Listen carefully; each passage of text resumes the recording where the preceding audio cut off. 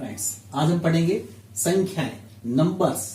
गणित में नंबर्स का कितना इंपॉर्टेंट रोल है हम बखूबी जानते हैं, क्योंकि गणित तो खुद गणनाओं से और संख्याओं से मिलकर बनी हुई है। और जब तक हम संख्याओं को अच्छी तरह से नहीं समझ पाएंगे, नहीं समझेंगे, तब तक हम गणितीय समस्याओं को या मैथ्स रिलेटेड प्रॉब्लम को अच्छी तरह से सॉल्व नहीं कर पाएंगे। लेकिन आप निश्चिंत रहें, आपकी जितनी भी समस्याएं होगी मैथ्स से रिलेटेड, मैं आपको इसी मंच पर आपकी सारी समस्याएं सॉल्व करूंगा। सिर्फ आपको उस वीडियो में मेरे कमेंट बॉक्स में कमेंट जरूर डालना है। आपके कमेंट का आंसर निश्चित ही उसी दिन या नेक्स्ट डे जब भी मैं वीडियो डालूंगा उसमें आपको आंसर मिलेगा। इसके लिए आपको एक और है कि आप मेरी मोबाइल नंबर है 9414052431, इस पर आप व्हाट्सएप के माध्यम से भी आप अपनी प्रॉब्लम डाल सकते हैं। मैं प्रयास करूंगा कि आपकी सारी समस्याएं सॉल्व कर दूं। तो क्योंकि मैं जानता हूं आप ये अगर वीडियो देख रहे हैं तो आप किसी ना किसी कंपटीशन एग्जाम की तैयारी कर रहे हैं, और हर एक कंपटीशन एग्जाम में मैथ्स का बहुत इंपॉर्टेंट रोल होता है। तो दोस्तों, आशा करता हूं आप उस कंपटीशन एग्जाम में निश्चित ही सेलेक्ट हों और आपकी जितनी भी समस्याएं हैं वो मैं सॉल्व कर सकूं। तो आइए जुड़िए मेरे साथ, मैं आपको रोजाना नए नए वीडियो डालता जाऊंगा, आप उन वीडियो को देखें। तो आज हम पढ़ते हैं संख्याएं, नंबर्स। नंबर्स एक बहुत इंपॉर्टेंट कड़ी है गणित की। उसमें देखें, हम संख्याएं दो प्रकार की होती है, रियल नंबर वास्तविक संख्याएं और अवास्तविक संख्या अर्थात काल्पनिक संख्याएं भी बोलते हैं उनको, अर्थात इंग्लिश वर्ड है उसका इमेजिनरी नंबर। रियल नंबर, अब पहले रियल नंबर के बारे में पढ़ेंगे कि रियल नंबर क्या होता है। रियल नंबर भी दो प्रकार के होते हैं, एक होता है रेशनल नंबर और एक होता है इरेशनल नंबर। रेशनल नंबर मतलब परिमेय संख्याएं और अपरिमेय संख्याएं। तो समझेंगे पहले परिमेय संख्याएं क्या होती है और उसके बाद अपरिमेय संख्याएं। तो परिमेय संख्याओं पर आए हम, देखें यहां पर कि ये डेफिनेशन मैंने लिखी है, यहां पर परिमेय संख्याओं की डेफिनेशन क्या होती है। लेकिन आपसे कहीं किसी कंपटीशन एग्जाम में डेफिनेशन नहीं पूछी जाती है, लेकिन जब तक हम डेफिनेशन नहीं समझेंगे तब तक हम ये समझ नहीं पाएंगे कि परिमेय है या नहीं। तो ऐसी संख्याएं जिनको P बटा Q की फॉर्म में लिख सकते हैं, जैसे 3/7, ये P बटा Q की फॉर्म में है, अर्थात ये एक परिमेय संख्या है। मतलब कोई भी संख्या जिसको आप P बटा Q की फॉर्म में लिख सकते हो वो सभी संख्याएं परिमेय संख्या होगी। लेकिन शर्त यह है कि अपॉन में जो Q है वो Q 0 नहीं होना चाहिए, Q की वैल्यू 0 नहीं होनी चाहिए, तो ही वो संख्या क्या होगी, परिमेय होगी, अन्यथा नहीं होगी। जैसे 6 भी एक परिमेय संख्या है। क्यों? क्योंकि 6 को भी आप 6/1 लिख सकते हो। तो ये बढ़ गया P अपॉन Q। किसी भी संख्या के अपॉन में मतलब डिनोमिनेटर में, हर में 1 लिखा जा सकता है, अर्थात उस संख्या को आप P बटा Q की फॉर्म में लिख सकते हैं। तो वो संख्याएं क्या होगी, परिमेय संख्याएं कहलाती है। ध्यान रखना है कि हर 0 नहीं होना चाहिए। जैसे -25 है ये, तो -25 भी एक परिमेय संख्या है। क्यों? क्योंकि -25 को भी आप -25/1 लिख सकते हैं, तो ये परिमेय संख्या है। 0 भी एक परिमेय संख्या है, 0 को भी 0/1 लिख सकते हो। 0 लिखो या 0/1 लिखो, एक ही बात है। और इसको P बटा Q की फॉर्म में हमने लिख दिया, तो ये भी एक परिमेय संख्या हुई। इसी प्रकार अगर आप कहें कि सर 5/0 होगी, नहीं, क्योंकि हर 0 नहीं होना चाहिए, इसलिए ये परिमेय संख्या नहीं है। तो आप परिमेय संख्याएं क्या होती है इनको अच्छी तरह समझिए। इसी चैप्टर में हम और आगे डीपली इसका अध्ययन करेंगे परिमेय संख्याओं का। अब हम आते हैं अपरिमेय संख्याएं क्या होती है। अपरिमेय संख्या क्या होती है? प्राकृत संख्याओं में से पूर्ण वर्ग संख्याओं को छोड़कर सभी संख्याओं का जो वर्गमूल है वो एक अपरिमेय संख्या होती है। अब प्राकृत संख्याएं क्या होती है? गिनती वाली संख्या, 1 2 3 4 5 6 7 8 9 10 11 आगे जितनी भी संख्या वो प्राकृत संख्या। अब उन संख्याओं में से पूर्ण वर्ग संख्या, प्राकृत संख्याओं में पूर्ण वर्ग संख्या कौन सी होती है? जिसका जो पूरा एक वर्ग है। जैसे 4 1 का वर्ग है, 4 भी 2 का वर्ग है, 9 भी पूर्ण वर्ग है क्योंकि 9 किसका है, 3 का वर्ग है।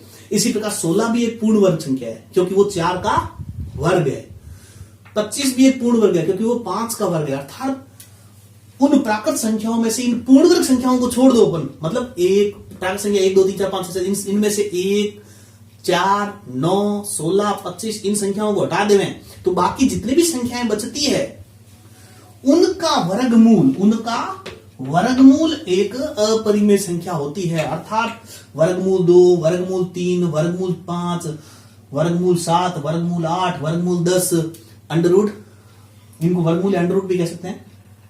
ये सारी की सारी, क्योंकि इनका वर्गमूल निकलता नहीं है। वर्गमूल 9 एक अपरिमेय है क्या? वर्गमूल 9 कहते तो नहीं, 9 क्या है? एक पूर्ण वर्ग है, और ये वर्गमूल में नहीं होना चाहिए, क्योंकि पूर्ण वर्ग संख्याओं को छोड़कर उन सभी संख्याओं का जो वर्गमूल होता है वो क्या होती है? अपरिमेय संख्या। अर्थात ऐसी वर्ग में देख लेना आप कि वर्गमूल के अंदर पूर्ण वर्ग संख्या नहीं होनी चाहिए, तो वो एक अपरिमेय होती है। तो इस टाइप की अपरिमेय संख्या होती है, क्योंकि एग्जाम में क्या होता है, प्रश्न पूछे जाते हैं निम्न में से अपरिमेय संख्याएं है, तो अपरिमेय संख्याएं दे देगा कि अपरिमेय संख्या कौन सी है। जैसे दे देगा कि √5, √9, 4.5 और नन ऑफ दीज। तो देखें अपन, ये एक परिमेय संख्या है, क्योंकि 9 क्या है? एक पूर्ण वर्ग संख्या है, इसलिए वर्गमूल 9 का मतलब गया 3 एक परिमेय संख्या होगी।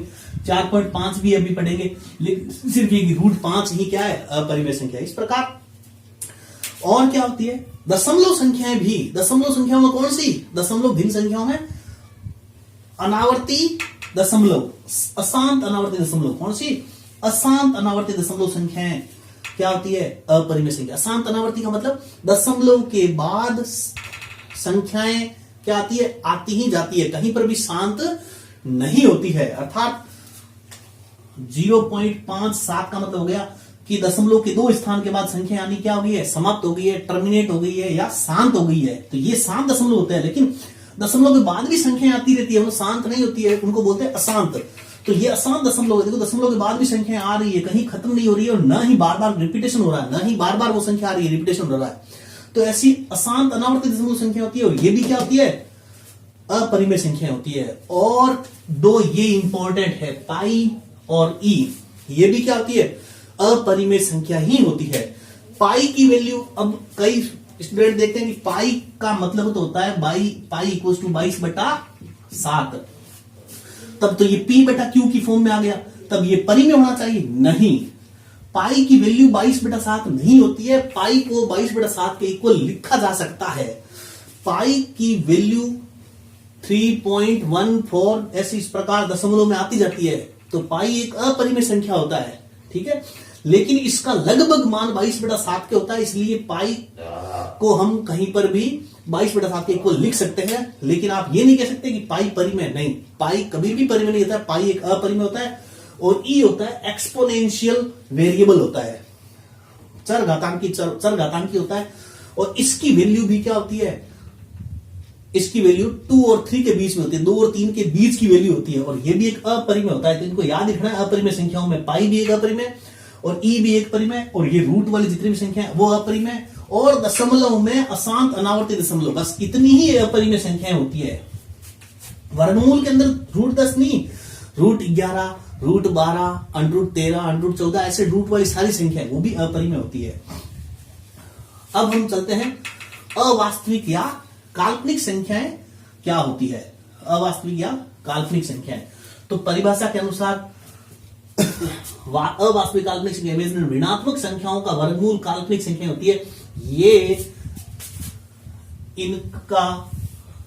10th लेवल से अप का है, हमें 10th लेवल से लॉ तक आपको इतनी ही संख्याओं से आपका काम हो जाएगा। ये 10th लेवल से अप लेवल के लिए अवास्तविक या काल्पनिक संख्या मतलब ऋणात्मक संख्याओं का वर्गमूल काल्पनिक संख्या होता है। जैसे √-5 है, इसका वर्गमूल क्या होगा? एक काल्पनिक या अवास्तविक संख्या होगा। अब √-3, √-4 ये सारी क्या है? काल्पनिक संख्याएं होती है।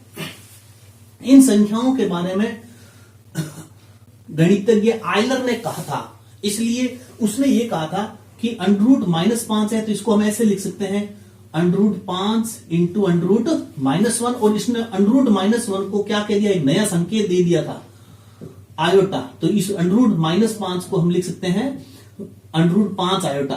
तो जिस संख्या के साथ आयोटा लगा होता है वो एक क्या होती है?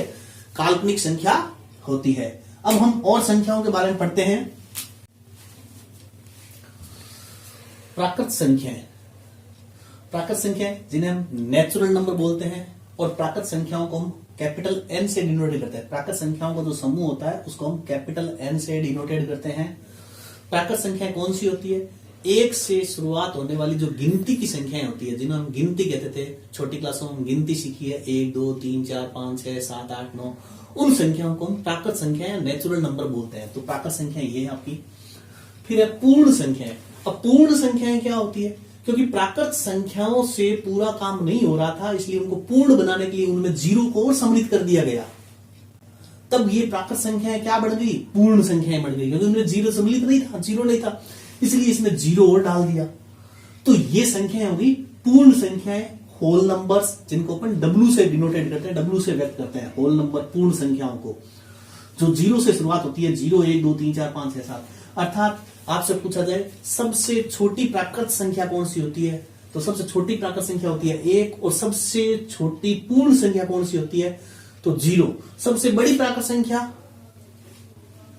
आई डोंट नो, नहीं जानते कौन सी है, और नहीं सबसे बड़ी, तो सबसे छोटे से रिलेटेड प्रश्न आता था। इसी प्रकार पूर्णांक संख्या, पूर्णांक का मतलब पूरा पूरा अंक हो, भिन्न में नहीं हो, अपॉन बट्टा में पूरा अंक हो, वो चाहे नेगेटिव हो, चाहे वो पॉजिटिव हो, चाहे 0। अर्थात पूर्ण संख्याओं में ही, पूर्ण संख्याओं का जो समूह है उसी में अगर प्राकृत संख्याओं को ऋणात्मक संख्या, ऋणात्मक प्राकृत संख्याएं भी डाल दें, -1 -2 -3 ऐसी भी संख्या डाल देते हैं इसी में, अगर पूर्ण संख्याओं में ही, तो वो बन जाती है पूर्णांक संख्याएं, जिनको हम इंटीजर कहते हैं, या इसको आई या जेड से व्यक्त करते हैं। अर्थात हम कह सकते हैं कि जितनी भी प्राकृत संख्याएं होती है, सारी प्राकृत संख्याएं किसमें होती है? पूर्ण संख्याओं में। इसका मतलब सभी प्राकृत संख्याएं क्या होती है? पूर्ण संख्याएं होती है। देखो सारी प्राकृत संख्याएं वो पूर्ण संख्याएं, ऐसे ही सभी पूर्ण संख्याएं भी किसमें होगी? पूर्णांक संख्या। अर्थात सभी पूर्ण संख्याएं पूर्णांक संख्याएं होती है।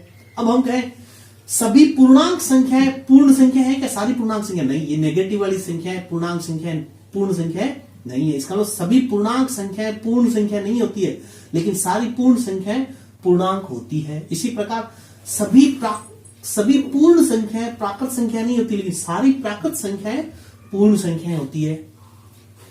अब पढ़ते हैं विषम संख्याएं। विषम संख्याएं भी प्राकृत संख्याओं का ही एक पार्ट होता है। विषम संख्या जो हम इवन नंबर कहते हैं, सॉरी, विषम संख्या को अपन ओड नंबर कहते हैं, ओड नंबर। विषम संख्या मतलब ओड नंबर, ऐसी संख्याएं जिनका इकाई का अंक 1 3 5 7 या 9 हो। ऐसी संख्या जिनका इकाई का अंक 1 3 5 7 9 हो, उन्हें हम विषम संख्याएं कहते हैं। अर्थात विषम संख्याओं की अगर हमें पहचान करनी है कि कौन सी संख्या विषम संख्या है, तो हमें सिर्फ उस संख्या का इकाई का अंक देखना है। जैसे ये है, ये इकाई, दहाई, सैकड़ा, हजार, तो हमें सिर्फ इकाई का अंक देखना है, वंस पहले इस पर वैल्यू देखनी है। अगर वहां पर 1 1 3 5 7 या 9 आता है, तो वो संख्या क्या होती है? विषम संख्या। देख लो 6481 एक विषम संख्या है, क्योंकि इसके इकाई का अंक पर क्या है? 1 है। इसी प्रकार 843 भी एक विषम संख्या है, क्योंकि इसके इकाई का अंक पर क्या है? 3 है। इसी प्रकार ये भी एक विषम संख्या है 689, क्योंकि 9 क्या है? एक विषम संख्या। इसी प्रकार 78000 7,80,587 7,80,587 भी एक क्या है? विषम संख्या है, क्योंकि इसके इकाई का अंक क्या है? 7 है। अर्थात 1 3 5 7 या 9 अगर किसी के इकाई का अंक है तो वो एक विषम संख्या है, ओड नंबर है। अब पढ़ते हैं सम संख्या है। सम संख्या में इवन नंबर है। क्या होती है? ऐसी संख्या है जिनके इकाई का अंक 0 2 4 6 या 8 में से हो, 0 हो या 2 या 4 या 6 या 8 हो, तो ऐसी संख्याएं सम संख्याएं कहलाती है, इवन नंबर। जैसे 450, इसके इकाई का अंक 0 है, इसलिए ये एक सम संख्या है। इसके इकाई का अंक 8 है, इसलिए 7348 भी एक सम संख्या है। ये भी एक सम संख्या है, इसके इकाई का अंक 4 है, और ये भी एक सम संख्या है, जिसके इकाई का अंक क्या है? 6 है। अब पूर्ण वर्ग संख्या है, ये भी प्राकृत संख्याओं में से ही होती है। पूर्ण वर्ग संख्या है। पूर्ण वर्ग संख्या कौन सी होती है? ऐसी संख्या है जो किसी न किसी का पूरा पूरा वर्ग हो। जैसे एक पूर्ण वर्ग संख्या है, क्योंकि ये एक का ही वर्ग है। 4 भी एक पूर्ण वर्ग है, पूरा पूरा वर्ग है। किसका? 2 का वर्ग, स्क्वायर। हम संख्याओं के वर्ग वाले चैप्टर में पढ़ेंगे पूर्ण वर्ग संख्याओं को और विस्तार से, कि संख्या का वर्ग कैसे ज्ञात किया जाता है। उसमें हम और डीपली इसका अध्ययन करेंगे, किन्हीं संख्याओं का वर्ग।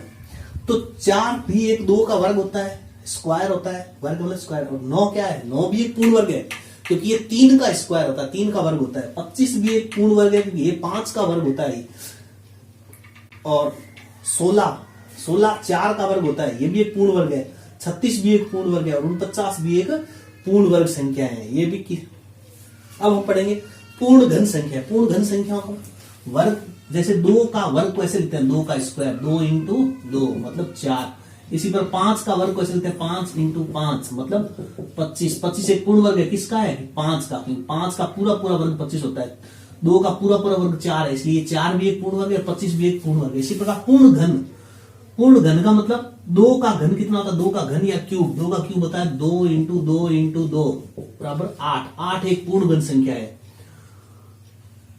3 का क्यूब होता है 3 इंटू 3 इंटू 3 27। 27 भी एक पूर्ण घन है। इसी प्रकार पूर्ण घन संख्या होती है 1, 8, 27, 64, 125, 216, ये हमारी पूर्ण घन संख्याएं हैं। संख्याओं में हमारे पास अब और भी संख्या हम पढ़ेंगे। अभाज्य संख्याएं क्या होती है, संयुक्त संख्याएं क्या होती है, सह अभाज्य संख्याएं और भिन्न संख्याओं के बारे में विस्तार से पढ़ेंगे। भिन्न संख्याएं कौन कौन सी होती है, अनुचित भिन्न, उचित भिन्न, उनके बारे में अपन पूरा पढ़ेंगे। जो मेरा संख्याएं पार्ट 2 में वो वीडियो आएगा, उसको जरूर देखना। 2 वीडियो में आपकी संख्याएं से रिलेटेड सारी प्रॉब्लम क्लियर हो जाएगी। निश्चित ही आपके कोई भी प्रॉब्लम वाले जो क्वेश्चन होंगे उनका मैं समाधान करूंगा। आज का संख्याओं का टॉपिक अगर आपको पसंद आया है तो इस वीडियो को लाइक करें और मेरे इस चैनल को सब्सक्राइब जरूर करें, ताकि मेरे आगे आने वाले जो वीडियो हैं उसका नोटिफिकेशन आपको मिल सके। और आपको इन संख्याओं से रिलेटेड कोई प्रॉब्लम है या किसी भी प्रकार की समस्याएं हैं तो आप, मैथ से रिलेटेड समस्याएं हैं तो आप कमेंट बॉक्स में जरूर लिखें।